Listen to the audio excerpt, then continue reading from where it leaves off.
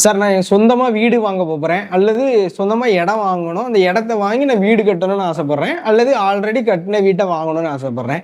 அந்த வீடு நல்ல வீடா அல்லது நல்ல என்னுடைய வாழ்க்கையில் முன்னேற்றத்தை தருமா அப்படிங்கிறத பற்றி நம்ம இன்னைக்கு வீடியோவில் பார்க்க போகிறோம். நான் அபிஷானந்த குருஜி, நித்திய ஜோதிடத்துலேருந்து. இது வரைக்கும் நம்மளோட சேனலை சப்ஸ்கிரைப் பண்ணாதவங்க சப்ஸ்கிரைப் பண்ணிக்கோங்க, லைக் பண்ணாதவங்க லைக் பண்ணிக்கோங்க. இப்போ நம்ம வீடியோக்குள்ள போகலாம்.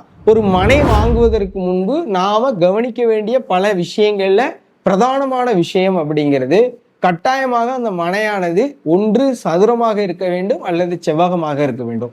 முத நீங்கள் வாங்க போறீங்க அப்படின்னா எக்காரணத்து கொண்டும் இந்த சைடு இழுத்து இருந்தா வாங்கிக்கலாம், அந்த சைடு இழுத்து இருந்தா வாங்கிக்கலாம், அந்த மாதிரி எதையுமே பார்க்காதீங்க. இழுத்து இருந்ததுனாலே அது வந்து கோரைப்பட்டது அல்லது வெட்டுப்பட்டதுன்னு சொல்லுவோம். ஓகேவா? ஒரு கை இல்லாத குழந்தை மாதிரி, அது கை இல்லைனாலும் அந்த குழந்தை வாழ்ந்துரும், நம்ம கஷ்டத்தெல்லாம் அனுபவிச்சுட்டு இருக்கணும். ஸோ அதே மாதிரி இருந்துச்சு அப்படின்னா அந்த வீட்டை கட்டாயமாக வாங்கிடாதீங்க. கிராஸான மனைகள் வாங்கலாமா?